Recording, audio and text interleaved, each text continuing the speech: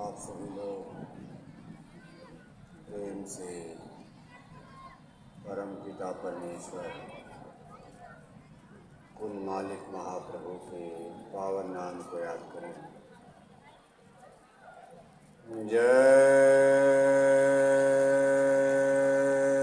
गुरुदेव, जय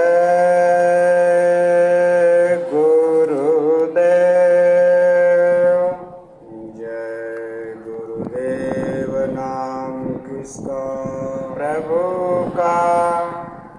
जय गुरुदेव, जय गुरुदेव।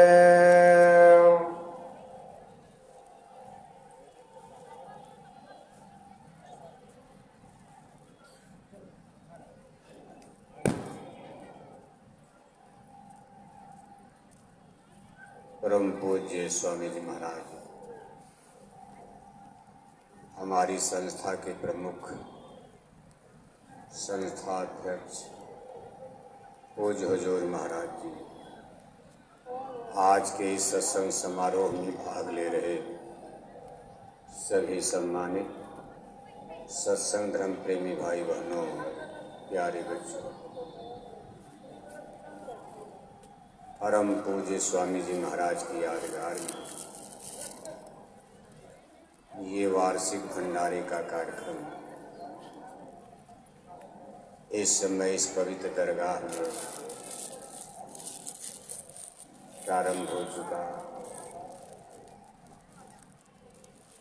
आज 18 मई सन 2024 इस कार्यक्रम का एक महत्वपूर्ण दिन है। जय गुरुदेव। अपने जय गुरुदेव मिशन के इतिहास में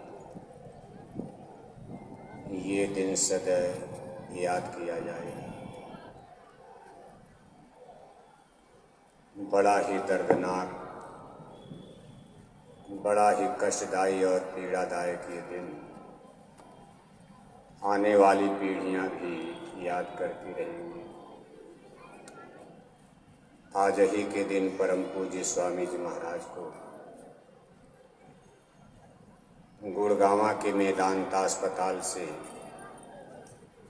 इस आश्रम की पवित्र धरती पर वापस लाया गया था और करीब करीब इस समय गुरु महाराज आश्रम पर आ चुके थे। हजारों लाखों की संख्या में प्रेमी भाई बहन आश्रम पर इकट्ठा हो चुके थे। सबकी सांसें अटकी हुई थी। रात्रि करीब 9:30 बजे सबकी आशाएं टूट गई। परम पूज्य स्वामी जी महाराज इस नश्वर संसार से अलविदा कर गए। हम भूली भटकी मानव आत्माओं के लिए सारी जिंदगी कष्ट और क्लेश संघर्ष झेलते हुए जाड़ा गर्मी बरसात की परवाह किए बिना निरंतर लगातार 60 वर्ष तक दुख तकलीफ कष्ट उठाते हुए अपने जीवन के अंतिम चरण में इतना कष्ट और क्लेश उन्होंने उठाया। संसार के इतिहास में संतों महापुरुषों की ऐसी ही कथा कहानी रही है। जीवों के उद्धार के लिए उनका यह भी एक सिस्टम तरीका होता है। दुनिया पर आफत आनी थी, अपने सर पर ओढ़ लिया। देश आज़ाद होने वाला था 1947 में। भारत पाकिस्तान के बंटवारे की नींव पड़ गई। हिंदू मुसलमानों का दंगा खड़ा हो गया। भारत के पश्चिमी छोर पर मुसलमान, हिंदू और सिख, मुसलमान हिंदू सिख को मार रहे, हिंदू सिख मुसलमानों को मार रहे। भारत के पूर्वी छोर पर, जहां आज बांग्लादेश बना हुआ, वहां हिंदू मुसलमानों को मारने लगे, मुसलमान हिंदुओं को मारने लगे। उस समय डेरा व्यास पंजाब की गद्दी पर सदगुरु के रूप में बाबू सावन सिंह जी महाराज विराजमान थे। उनकी तबीयत कुछ दिन से नासाज, खराब चल रही थी। पेशाब में उनके खून आ रहा था। कई महीने तक बड़े बड़े डॉक्टर्स, उस जमाने में यूरोप के, जर्मनी आदि के डॉक्टर बुलाए गए। यानी जब देश आज़ाद हो रहा है अभी, क्योंकि वह एक स्वयं एग्जीक्यूटिव इंजीनियर थे। ब्रिटानिया हुकूमत में, अंग्रेज़ों के राज में, फौज में इंजीनियर थे, अंग्रेजी फौज में। विदेश के डॉक्टर भी उनको नहीं दुरुस्त कर पाए। अंत में उनकी तबीयत बिगड़ती ही जा रही थी। प्रेमियों ने कहा, गुरु महाराज आखिर ये क्या लीला? उन्होंने कहा, अभी मैं ठीक नहीं हो सकता, समय आने पर मैं अपने आप ठीक हो जाऊंगा। इसमें डॉक्टर, वैद्य, हकीम कुछ नहीं कर सकते। दुनिया के डॉक्टर लगा दिए जाएं, नहीं ठीक कर पाएंगे। खैर 1947 का दंगा समाप्त हुआ। भारत का, पाकिस्तान का बंटवारा हो गया। पूर्वी पाकिस्तान, पश्चिमी पाकिस्तान। आगे चल कर के उनकी तबीयत भी कुछ ठीक हो गई। लोगों ने कहा, हुजूर मौज क्या थी?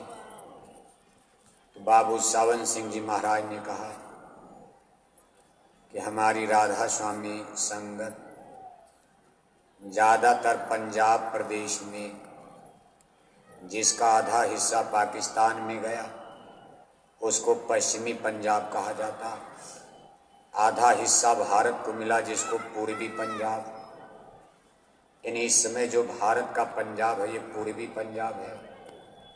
पंजाब प्रदेश पाकिस्तान में भी है, लेकिन बंटवारा हो गया।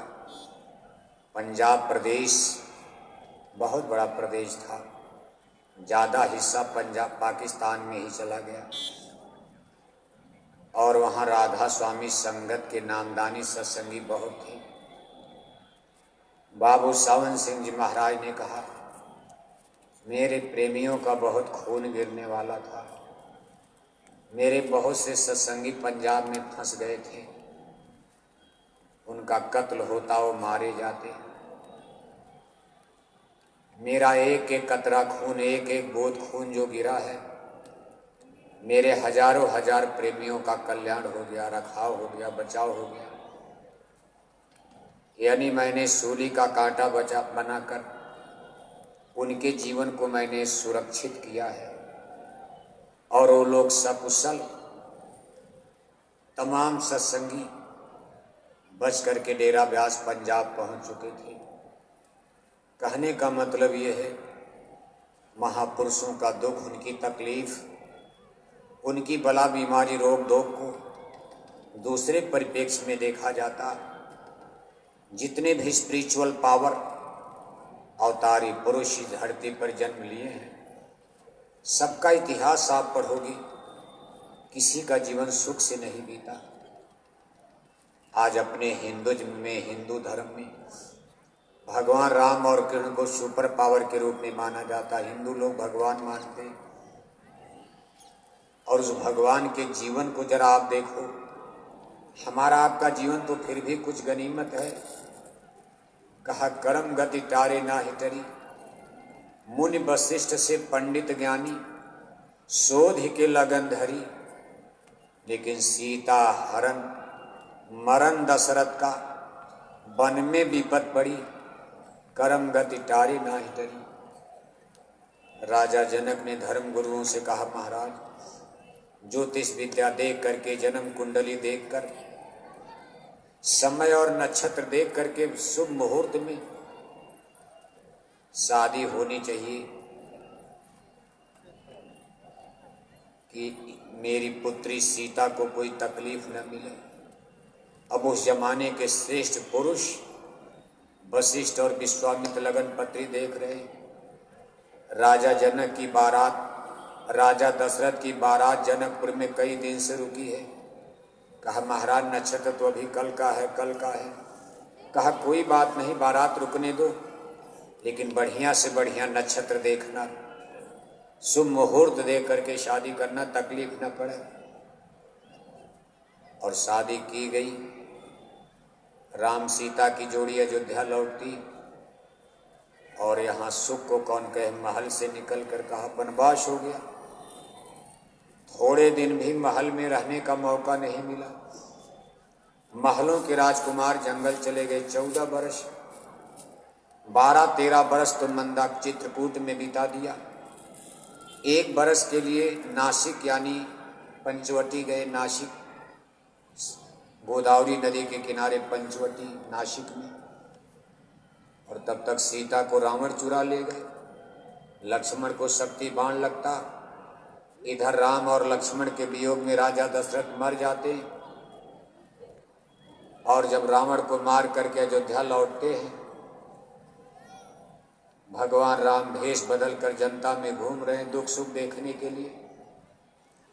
कभी साधु बनकर, कभी भिखारी बनकर। पहले जमाने के राजाओं का ये नियम था, तो साधु बनकर, भिखारी बनकर रात में अपनी प्रजा में घूमते थे कि भाई जनता हमारे सामने तो कुछ नहीं बोल पाएगी, अगर उसको कोई तकलीफ होगी तो अपने घर में बैठ करके या कहीं चौपाल में, चौक में बैठ करके लोग बात करेंगे, हम सुन लेंगे।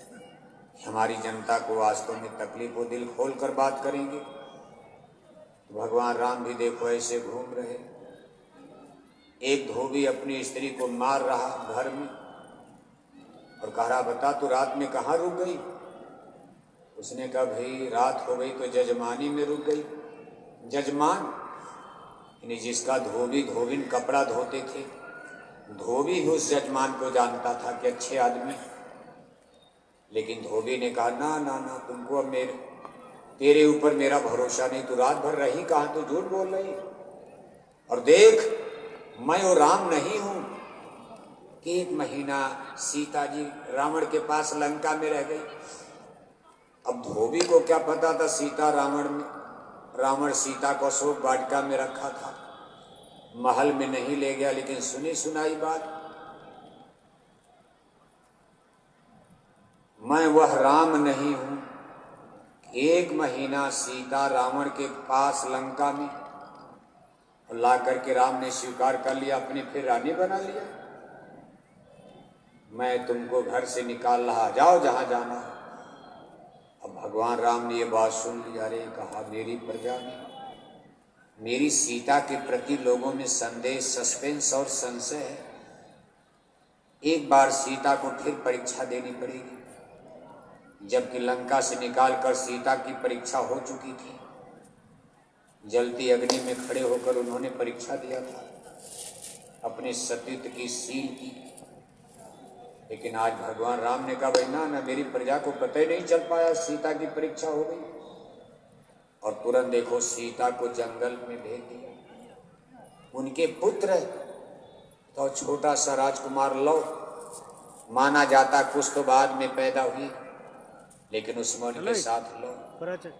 सीता जी जंगल में, तो अयोध्या के राजकुमार राजा राम, अवध राजधानी। आज उनकी बच्ची, उनकी देवी जंगल में वाल्मीकि ऋषि के आश्रम में जमीन पर सो रहे। चटाई पर सोना है, रूखा सूखा खाना। और इसके बाद फिर सीताराम की मुलाकात भी नहीं हुई।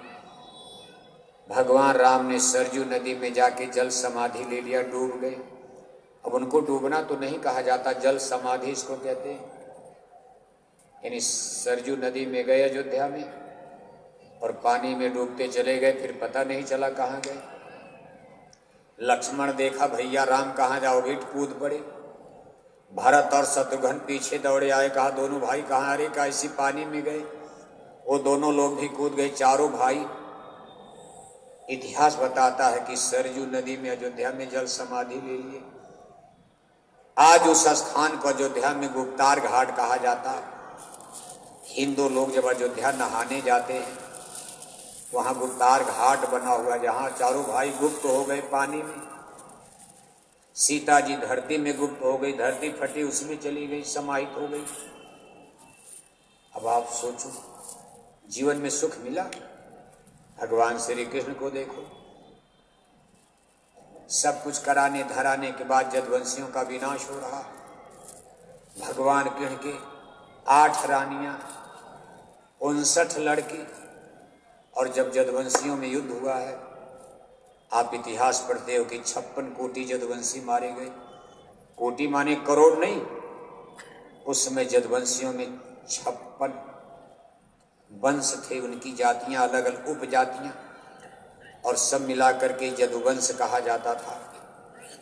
जैसे आज यादव लोग आपके गांव जिले में बहुत होंगे इलाके में, लेकिन सब यादव सब में शादी नहीं करते। वो भी कहते भाई बताओ आपका वंश क्या है, आपकी उपजाति क्या है, ढढ़ोर हो, ग्वाला हो, अहीर हो, गोपाल हो, घोष हो कि कम्हरिया यादव हो, यानी यादव में भी यादव। ऐसे 5000 वर्ष पहले जब यदुवंश कृष्ण अवतारा, हुई है हरनि धरनि अगभारा। धरती के पाप ताप को मिटाने के लिए जब उस ब्रह्म पुरुष ने, जो त्रेता में राम बनकर आए वही अब कृष्ण बनकर पैदा हो गए, वही फिर आ गए। उस समय भी उनका जीवन संकट में बीता। बचपन गाय चराते बीत गया। यही मधुवन जहां आप बैठे, इसी को मधुवन कहा जाता। गाय चरा रहे हैं, कहा ताहि अहीर कछो हरिया, छछिया भर छाछ पर नाच नचावे। कहा शेष महेश गणेश दिनेश, सुरेश जाहि निरंतर गावे। नारद से सुख व्यास रटे, पचिहारे तऊ पुनि पार न पावे। कहा जिसका भेद कोई नहीं जान पाया। और आज वो भगवान जब ग्वाल वंश में यदकुल में गाय चरा रहे हैं, आज देखो समय आ गया। ताहि अहीर कछो हरिया, छछिया भर छाछ पर नाच नचावे।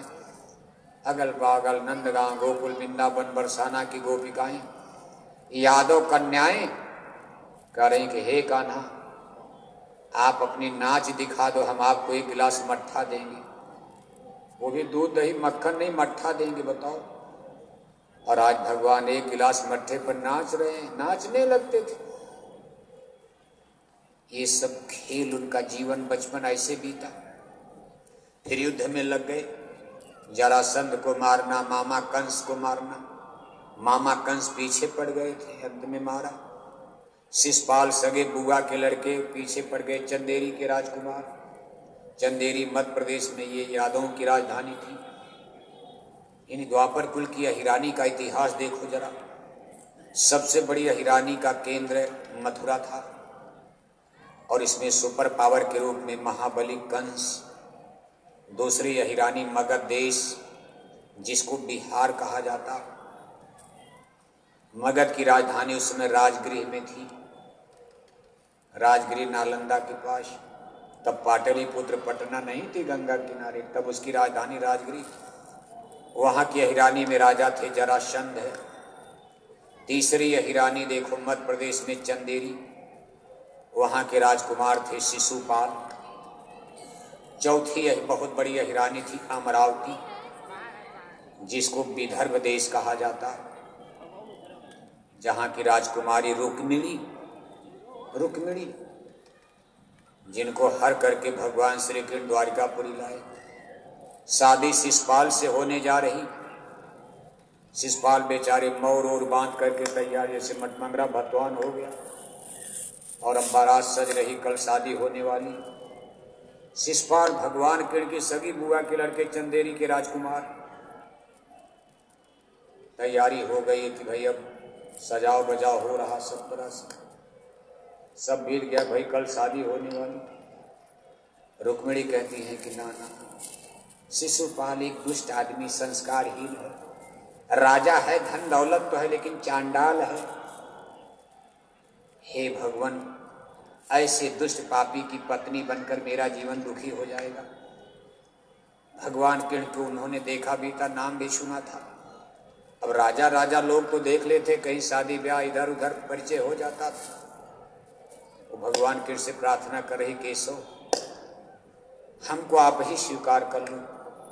भगवान कृष्ण अंतर्जामी, द्वारिका में बताओ कहाँ? अमरावती, नागपुर, महाराष्ट्र, और कहाँ गुजरात, द्वारिकापुरी। भगवान कृष्ण ने सुन, अंतर्जामी जान गए। सुबह जो है रुक्मिणी पूजा करने मंदिर में, भगवान कृष्ण द्वारिकापुरी से तुरंत पहुंच गए, रातों रात। रथ लेकर हाथी घोड़ा से कोई इतनी दूर जाएगा? उन लोगों के पास भी जहाज था, उन लोगों के पास भी उस जमाने में यान था। पलक मारते मारते कहाँ चले जाएं? पातालपुरी, अमेरिका चले जाएं। वहां खड़े हैं, जब पूजा करने रुक्मिणी आती, हरण कर लिया, लेकर के भागे, फिर युद्ध होता है। शिषपाल को तो उन्होंने मारा नहीं, लेकिन गिरफ्तार करके छोड़ दिया, और तब से शिषपाल जलने लगे थे। भाई सही है, कोई बेचारा शादी के लिए तैयार है और उसकी दुल्हन को लेकर के कोई भाग जाएगा, अच्छा लगे उसको, कितनी बेइज्जती लगेगी। शिशुपाल सगी बुआ के लड़के आज भगवान के अब दुश्मन बन गए। कहा भाई मेरी देवी को तैयारी मेरी थी कि भाई मैं शादी करूंगा और तुम लेकर चले गए। बार बार अपमान करना, गाली देना, ग्वाला है, अहीर है, चरवाहा है, असभ्य है, बदतमीज है, किसी दूसरी की औरत को चुरा लेता, तमाम प्रचार शुरू कर दिया। जैसे कुछ लोगों का काम ही होता है उल्टा प्रचार करना, अपनी बुराई तो समझ में आती नहीं है। अब उनको क्या पता कि ये कैसे खेल हो गया। अंत में देखो शिषपाल का वध कहाँ किया। राजा युधिष्ठिर के राजसूय यज्ञ में, इंद्रप्रस्थ में जब यज्ञ हो रही थी, अग्र पूजा का प्रश्न आया। उस समय अश्वमेध यज्ञ में प्रथम पुरुष, जिसको समाज में सबसे श्रेष्ठ माना जाता था, पहले उसका चरण धोया जाता था। राजा रानी, जो चक्रवर्ती सम्राट बनने वाले, जिनको सब राजा स्वीकार करेंगे, राजा में राजा, सब मुख्यमंत्री रहेंगे, वो प्रधानमंत्री माने जाएंगे। आज से सभी देश के नरेश आज राजा युधिष्ठिर को अपना सुपर पावर मानेंगे। राजा युधिष्ठिर और रानी द्रौपदी आज उनका चरण धोएंगे, जो श्रेष्ठ पुरुष, उसकी प्रथम पूजा, इसको अग्र पूजा उस समय कहा जाता था। निर्णय हुआ भाई अग्र पूजा किसकी होगी? इस समाज में सबसे श्रेष्ठ कौन? यहाँ वहाँ कोई गरीब तो था नहीं, सब राजा लोग, महात्मा लोग, विद्वान लोग, ऋषि मुनि ज्ञानी, जो लोग इनवाइट किए गए थे निमंत्रण में, बड़े बड़े लोग। जहाँ इतना बड़ा अश्वमेध यज्ञ, वहाँ कोई किसान मजदूर तो आएगा नहीं, सब देशों के राजा नरेश। आज उसमें चुनाव करना, इसमें श्रेष्ठ कौन है? जिसकी चक्रवर्ती सम्राट राजा युधिष्ठिर भी चरण धोएंगे, थाली में पानी लेकर, सोने की थाली में चरण धोया जाएगा, और उसका अपने घरों में छिड़काव करेंगे। नाम आया भाई वेदव्यास भी सभा में मौजूद थे। भैया इस समय संसार के सबसे बड़े आध्यात्मिक पुरुष हैं, योगी पुरुष हैं, इनकी पूजा हो जाए। व्यास जी ने कहा ना ना ना ना, एक और पुरुष यहाँ मौजूद हैं जो मुझसे भी सुपर हैं। अब एक साधु सन्यासी धर्म गुरु जब कह रहे हैं तो कुछ तो बात होगी। उन्होंने कहा भी वासुदेव श्री कृष्ण मौजूद हैं, इनके सामने हम पूजा के योग्य नहीं, ये हमसे सुपर है। सब लोग अवाक हैं, जो जान रहे थोड़ा बहुत उनके बारे में, जो नहीं जान रहे अवाक हो गए। भाई इनकी पूजा? ग्वाला है, अहीर है, गाय चराने वाले, अभी तो एक उभड़ रहे थे, फिर नाम है अच्छा भीष्म पितामह, जो सबसे बुजुर्ग हैं, ज्ञानी भी हैं। भीष्म पितामह ने कहा ना ना ना ना, वासुदेव श्री कृष्ण के रहते मैं पूजा के योग्य नहीं हूं। निर्णय हो गया कि वासुदेव श्री कृष्ण की पूजा होगी। सोने की थाल में उनके चरण, राजा युधिष्ठिर उनकी महारानी द्रौपदी धो रहे हैं, और तब तक शिशुपाल उठ करके गाली देने लगे, अरे का इस चरवाहे का, देखो सगी बुआ का लड़का ही दुश्मन, अरे का इस चरवाहे की पूजा कर रहे हो आप? यही सबसे बड़ा विद्वान धरती पर है, यही सबसे बड़ा ज्ञानी है। अभी गीता नहीं सुनाया था, ये घटना गीता महाभारत युद्ध के पहले की हो रही है, जब भगवान श्री कृष्ण को भी बहुत कम लोग परिचित थे, जान रहे थे। कहा भाई इस ग्वाला चरवाहा की पूजा, दूसरी की औरत लेकर भाग जाता है, इतना निम्न कोटि का आदमी दूसरे की स्त्री को चुरा लेता है। भगवान के में लोग नाराज होने लगे, अरे भाई क्या बक रहे हो आप पागल तरह? अरे कहा क्या बक रहे हैं? भगवान के ने कहा ना ना ना, आप लोग मत बोलिए, मैं गिन रहा हूं 1 2 3 4। अपनी बुआ को मैंने वचन दिया है कि मैं इसकी 100 गाली को बर्दाश्त करूंगा। बुआ ने मुझसे प्रार्थना किया था कि शिशुपाल तुम्हारा दुश्मन हो गया, बराबर तुमको गाली देता फिरता है, बदनामी करता, लेकिन मेरा पुत्र है, कभी उसकी हत्या मत करना, बर्दाश्त कर जाना। भगवान श्री कृष्ण ने कहा बुआ मैं शिशुपाल की एक बार में 100 गाली तक बर्दाश्त कर जाऊंगा, लेकिन अगर 101 हो गई तब बर्दाश्त नहीं करूंगा। बुआ ने कहा 100 गाली कहाँ एक बार देगा, अरे 2 देगा, 4 देगा, 10 देगा, लेकिन आज देखो विधि विधान होता, भगवान का वचन था 100 गाली। शिशुपाल गाली देता चला जा रहा, नचनिया हो, चरवाहा हो, ये हो वो हो, लोग नाराज हो रहे हैं। भगवान से ने कहा भाई गाली देने दो, मैं गिन रहा हूं 1 2 3 4 5 6, मैं गिन रहा हूं। शिशुपाल और उखड़ गया, अरे कहा गिन ले, देख 99 होगी, कहा गिन ले, अब ये 100। बस चक्र सुदर्शन कहा सावधान शिशुपाल, और देखो चक्र सुदर्शन एक ऐसा हथियार जो वेद मंत्रों के प्रभाव से चलता था, उनके पास रहता नहीं था, वेद मंत्र पढ़े और उनकी अंगुली पर आकर के नाचने लगता था। और ये ऐसा अमोघ अस्त्र था जो मंत्र पढ़ के छोड़ दिया गया, अब वो आदमी धरती पर कहीं भी रहेगा, उसको बिना गर्दन काटे उस चक्र सुदर्शन लौटेगा ही नहीं, उसका नियम था। चक्र सुदर्शन छूट गया और जाकर भरी सभा में शिशुपाल का वध हो जाता। उसके सारे सिपाही देखते रह गए, कौन बोलेगा। बड़े आराम से शिशुपाल का वध कर दिया था। फिर मगध नरेश जरासंध, जिनकी पुत्री महाराज कंस को ब्याही गई थी, जब भगवान श्री कृष्ण ने कंस को मल्ल युद्ध में पटक के मार डाला, मल्ल युद्ध जिसको जैसे पहलवान लोग कुश्ती लड़ते हैं तीर तलवार में, मल्ल युद्ध बजनी कुश्ती हो गई। और भरी सभा में यहाँ शिशुपाल महाराज कंस को भगवान के नए से गेंदे की तरह लुका के पटक के मार डाला।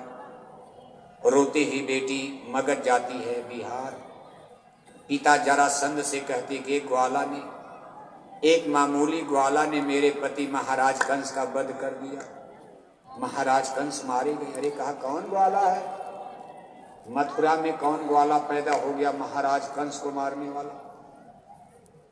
जरासंध ने आक्रमण कर दिया मथुरा पर कि इनको मार डालूंगा।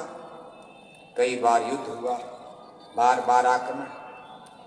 तो भगवान श्री कृष्ण यदुवंशियों को लेकर यहाँ से बहुत दूर समुद्र के किनारे जाकर के समुद्र में एक टापू था द्वारिकापुरी, मथुरा से सब यदुवंशी जो उनके पक्ष वाले थे 2 गोल बन गए, एक तो महाराज कंस और जरासंध वाली गोल, और एक गोल भगवान श्री कृष्ण की बन गई। सबको लेकर चले गए द्वारिकापुरी।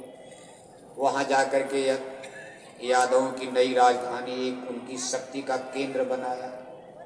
यादवों की शक्ति का केंद्र ट्रांसफर हो गया मथुरा से, अब चला गया द्वारिकापुरी।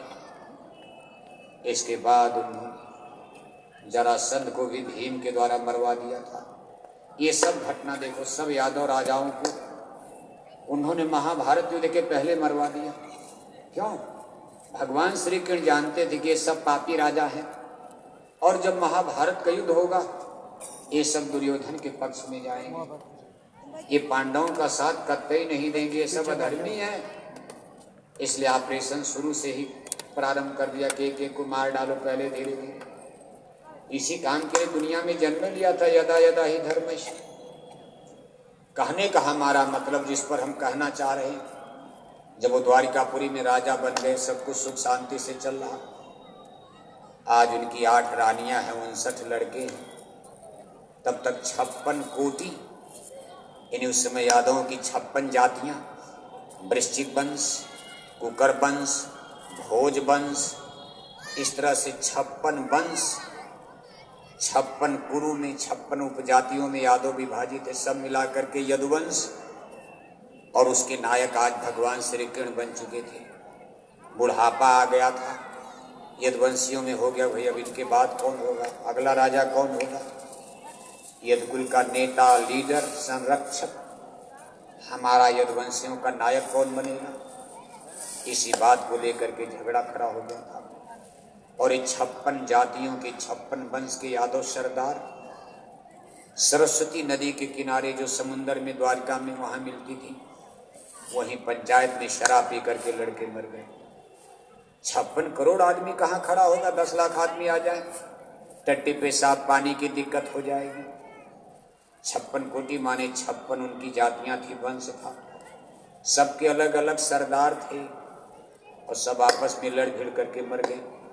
2 दर्जन से ज्यादा भगवान श्री कृष्ण के बेटे भी मारे गए थे, उनकी तमाम बहुएं विधवा हो गई। भगवान श्री कृष्ण की 8 रानियां तब जिंदा थी। बहेलिया ने भगवान कृष्ण को बाढ़ मार दिया। बताओ आप, भगवान जिन्होंने महाभारत में पांडवों को बचाया, इतने बड़े युद्ध को आराम से जीत ले गए पांडवों के पक्ष में, आज उनको एक बहेलिया ने बाण मार दिया, शरीर में जहर फैल गया, उसी बाण में उनकी मौत हो गई, संसार से अलविदा कर गए। बड़े भाई बलदाऊ समाधि लेकर चिंता में मर गए। देवकी ने, वासुदेव ने, माता पिता ने सब चिंता में प्राण त्याग दिया, भगवान कृष्ण मर गए। उनका अंतिम समय जब यदुवंशियों की विनाश की कहानी पढ़ोगे, आपके रोंगटे खड़े हो जाएंगे, बड़ी दर्दनाक। सारी रानियां सती हो जाती, आग में जलकर भस्म हो गई। भगवान कृष्ण की रानियां, उनकी पतोहू बहुएं, जिनके पति मार दिए गए थे, सब भस्म हो गई आग में। बड़े खतरनाक तरीके से यदुवंशियों का, यदुकुल का विनाश हुआ। ये उन लोगों की कथाएं जिनको हम लोग भगवान मानते। हमारा आपका जीवन तो फिर भी चलो रोटी कपड़ा मकान गिरते पड़ते, इसलिए बड़ा बनने के लिए बड़े काम करने होते हैं। सब लोग बड़ा न बन जाते, सब लोग दुनिया में बड़े हो जाएंगे। द्रौपदी 5 भाई भारी सभा में बैठे हैं और आज द्रौपदी को दुशासन, दुर्योधन कहता है, दुशासन द्रौपदी को नंगा करके मेरी जंघा पर बैठा तो बताओ। और 5 भाई कोई कमजोर भी नहीं, लड़ जाते तो सबको परास्त कर देते, वहीं मार डालते। लेकिन भरी सभा में आज आप किसी की बीवी, किसी की स्त्री को कोई इस तरह कह दे, गरीब से गरीब आदमी भी लाठी उठा लेगा, भले कोई मार डाले, लेकिन अपने जीते जी कोई अपनी बीवी को अपने सामने नंगा होने देगा। लेकिन आज 5 लोग सभा में मौजूद हैं, द्रौपदी रो रही है, चिल्ला रही, बचाओ, लेकिन कुछ नहीं।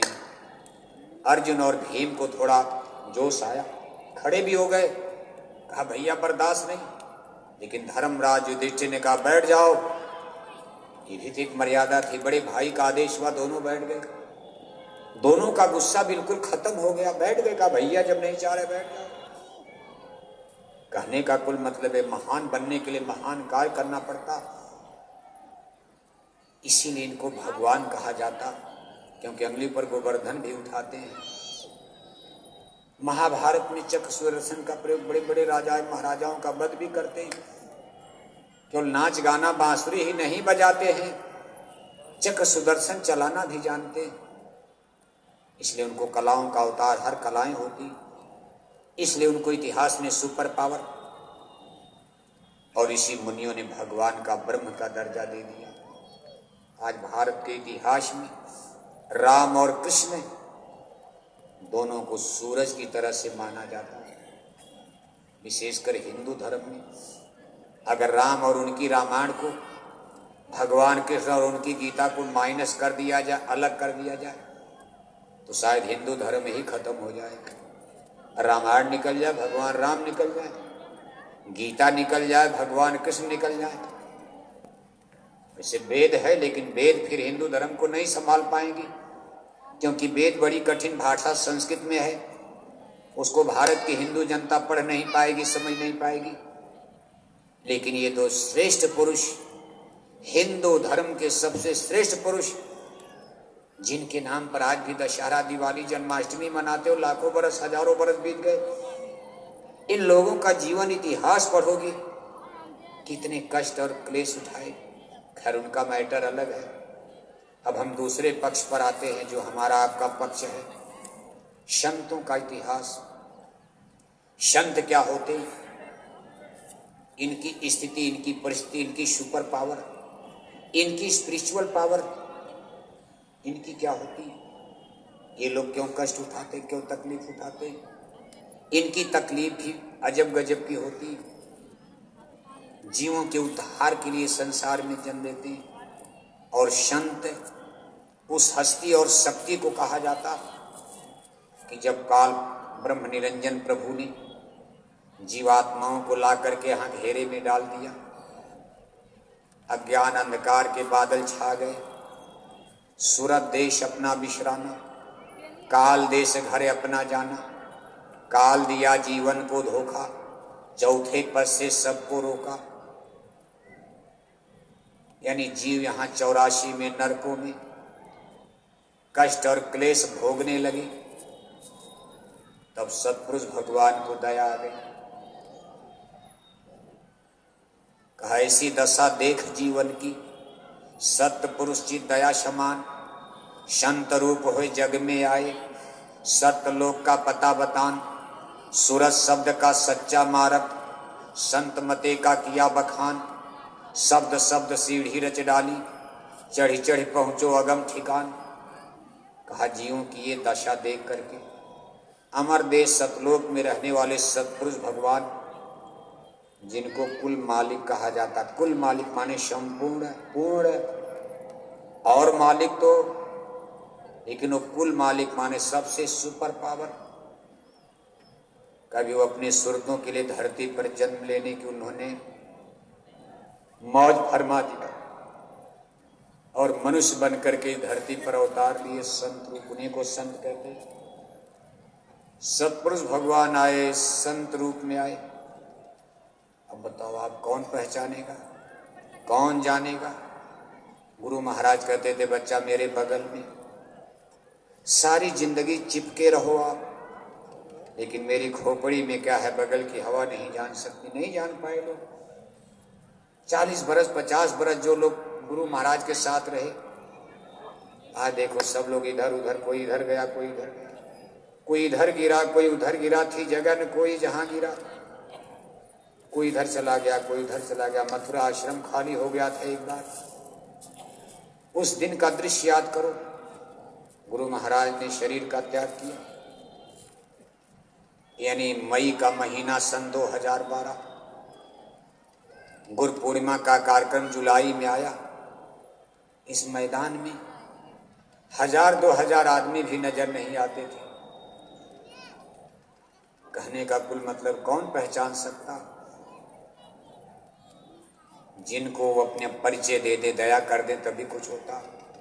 एक बड़ा सुंदर दृष्टांत आता। एक जगह 4 चोरों की टीम थी।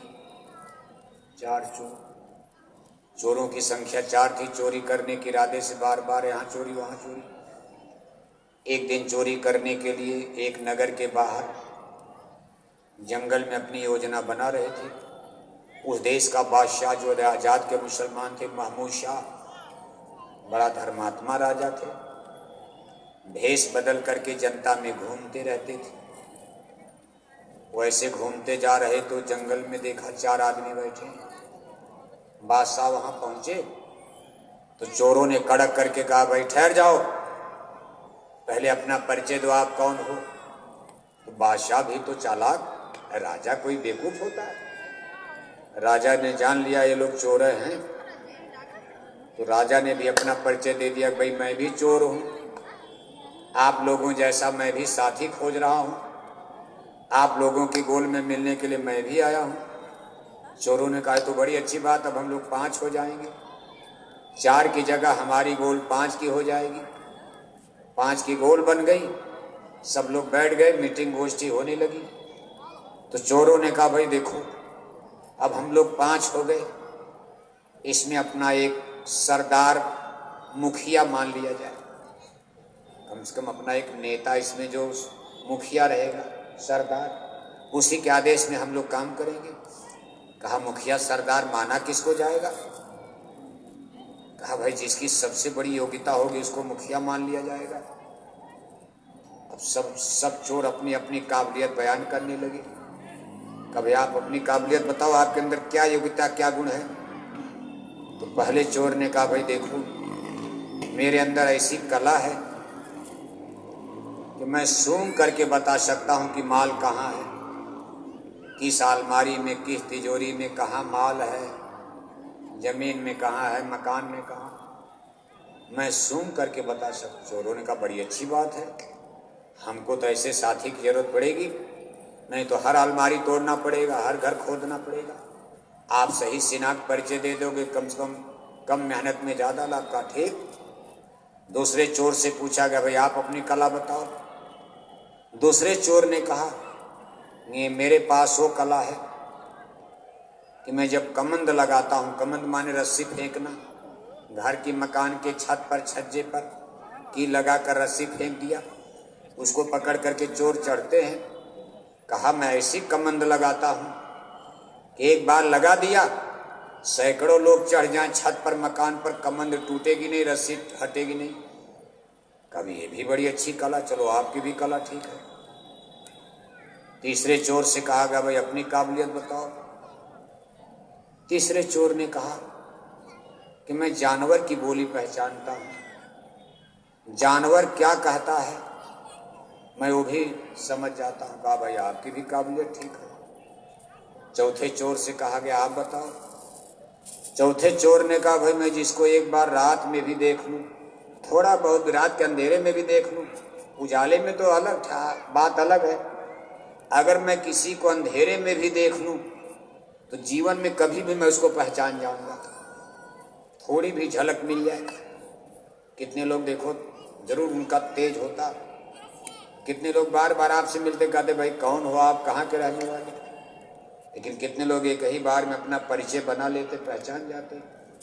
चोर ने कहा भाई मैं एक झलक अगर रात में भी पा जाऊं तो जिंदगी भर में उस आदमी को भूल नहीं सकता, देखते पहचान जाऊंगा।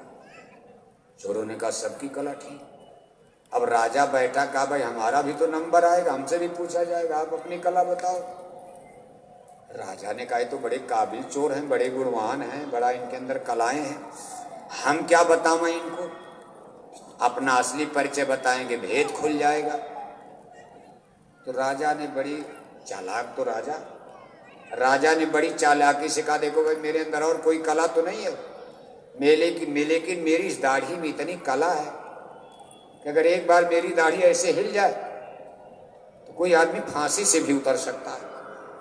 अरे चोरों ने कहा गजब दोस्त मिल गए आप, हमारा बादशाह महमूद बड़ा ईमानदार आदमी, बड़ा ही न्यायप्रिय आदमी है, उसके राज में हम लोग चोरी करते हैं, कभी हमारा बादशाह महमूद शाह हमको जरूर पकड़वाएगा और पका करके फांसी पर लटकाएगा। दोस्त जिस दिन हम लोग फांसी पर लटकाए जाएंगे उस दिन टेढ़ी दाढ़ी काम आएगी? तो बादशाह ने कहा बिल्कुल दोस्त, सबको मैं फांसी से उतरवा दूं, केवल दाढ़ी हिला दूंगा, बोलूंगा कुछ नहीं, मेरी दाढ़ी हिल जाएगी, फांसी से उतर जाओगे। चोरों ने कहा बस सरदार आप ही रहोगे, हमारी गोल में सरदार लायक आप ही हो। सरदार, अब कहा सरदार ये बताओ, सरदार से पूछा जा रहा, सरदार ये बताओ आज चोरी कहाँ किया जाए। बात करते करते आधी रात हो गई, थोड़ी देर में भोर हो जाएगी, सिपाही जग जाएंगी, 2-3 घंटे का समय कहीं चोरी तो कर लिया जाए। देखो बादशाह ने कहा, देखो सामने बादशाह महमूद का महल है, आज हमारी इच्छा है कि बादशाह के महल में चोरी कर लिया जाए। चोरों ने कहा, आप पागल हो गए हो? अरे बादशाह महमूद के इतनी मलकती फौज गारद लगी है, सिपाही लगे, वहां परिंदा पर नहीं मार सकता, और आप करो बादशाह के महल में चोरी कर लिया। अरे कहीं गांव में चलो, जंगल में।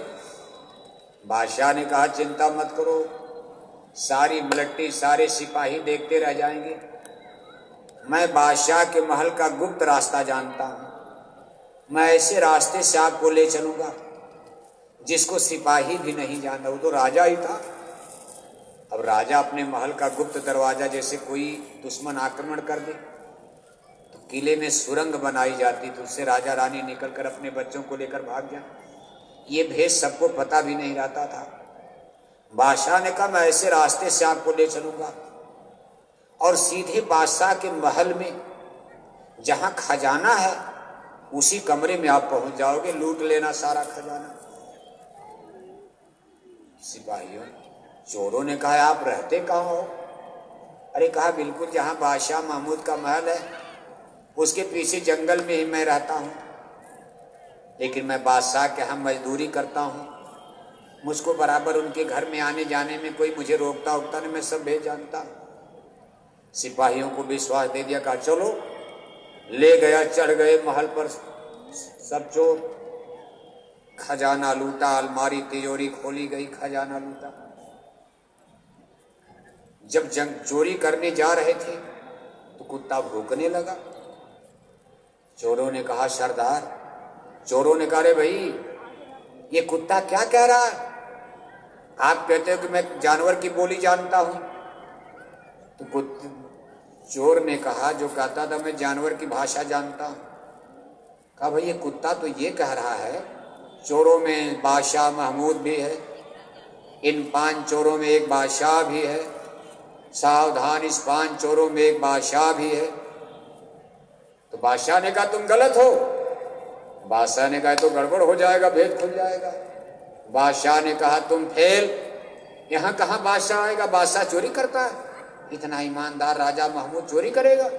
तुम्हारी बात गलत, कुत्ता गलत बोल रहा, तुम गलत नहीं समझ पाए कुत्ता की बोली। अब उसको तो डांट टोट करके खत्म कर दिया। गए, कहा, भाई बताओ खजाना कहाँ है? चोर ने कहा, देखो सुन कर भाई, ये अलमारी तिजोरी में हीरा जो कीमती है, सोना चांदी क्या करोगे, बहुत बोझा हो जाएगा, हीरा लाल माला माल हो जाओगे, एक एक मिल जाएगा। तोड़ दिया हीरा, सब लूट लिया, हीरा पन्ना पुखरा।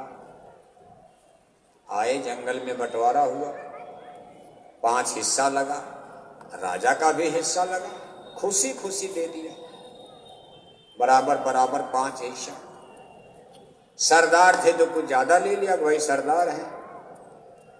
इसके बाद चला चली की बेला। बादशाह ने कहा, भाई सरदार ने कहा, बादशाह ने, भाई अपना अपना परिचय तो बता दो, पता होता कल फिर कहाँ मिला जाएगा, चोरी किया जाएगा। सभी चोरों ने खुशी खुशी अपना नाम, पता, एड्रेस कहा। सरदार तो बड़ा शानदार बादशाह को लुटवा दिया, हम लोगों की तो गरीबी चली जाएगी, 2-4 चोरी ऐसे कर लिया जाएगा, काम खत्म, राजा बन जाएंगे। सबने खुशी खुशी नाम पता नोट करा दिया। चोरों ने कहा, सरदार आपका? कहा, बस वही बादशाह के बगल में जंगल में मेरी झोपड़ी है, और हमारा पता क्या करोगे? इसी स्थान पर मैं मिलूंगा जब चाहोगे, इसी स्थान पर मैं कल फिर मिल जाऊंगा। सब चोर घर गए, आराम से सोए, उनको क्या पता। सुबह हल्ला मच गया कि बादशाह के महल में ही चोरी होगी, सारे लाल, सबसे कीमती खजाने लूट लिए गए। राजा ने अधिकारी कर्मचारियों को बुलाया। राजा ने इत्मीनान के साथ एक लिस्ट, सूची तो मिली गई थी, बादशाह ने एक सूची दिया मंत्री को, कहा सिपाही भेजो और इन लोगों की इज्जत के साथ मेरे पास बुला कर लाओ। अब चोर बेचारे, उनको तो कोई डर था नहीं, आराम से रात भर जागे थे, सो रहे, और माल भी कहीं हटाने घर में ही रखा अपने छान छप्पर झोपड़ी में। जब सिपाही वहां पहुंचे तो रंगे हाथ माल भी मिल गया। चारों गिरफ्तार कर लिए गए, बादशाह के सामने लाए गए। बादशाह ने आदेश किया कि बादशाह के महल में चोरी, इनको फांसी पर लटका दो। बादशाह ने कहा तुम कितने लोग थे? तो उन्होंने कहा हुजूर हम तो 5 थे। 4 लोग पक्का। कहा 5वां कौन है? अरे कहा हुजूर 5वां को तो पता ही नहीं है। कहता था मैं बादशाह के महल के पीछे रहता हूँ, वही हमारा सरदार था, वही आपके महल में हम लोगों को ले आया। बादशाह ने कहा ठीक है तुम लोग चलो, अभी उसका भी पता लग जाएगा। जब ये 5 लोग फांसी पर लटके फंदा गले में पड़ गया, अब चोर बेचारे समझ गए कि अब तो जान जाए, क्योंकि माल बरामद हो गया घर में। तो जो चोर ये कह रहा था कि मैं एक बार भी जिसको देख लेता हूं रात में उसको पहचान जाता हूं, उसने जब गौर से देखा, अब रात में तो भिखारी बना था राजा, और सुबह सोने का मुकुट अपना तीर तलवार लटकाए बैठे हैं, पहचानना कठिन था। लेकिन चोर की कला थी। चोर मुस्कुराने लगा। जब ये बिल्कुल अब फांसी पर चढ़ेंगे, सिपाही रस्सी खींचने वाले फांसी पर लटका दो। चोर ने हंसते हुए कहा हुजूर अरे अब तो दाढ़ी हिला दो, एक बार अपनी दाढ़ी हिला दो, नहीं तो हम लोग तो मरे, आप दाढ़ी हिलाओ। बादशाह हंसने लगा। अरे कहा बस दाढ़ी हिलाया। सिपाही रुक गए। कहा ठहर जाओ, इनको फांसी से नीचे उतारो। चारों चोर फांसी से नीचे बादशाह के कदमों में गिर गए।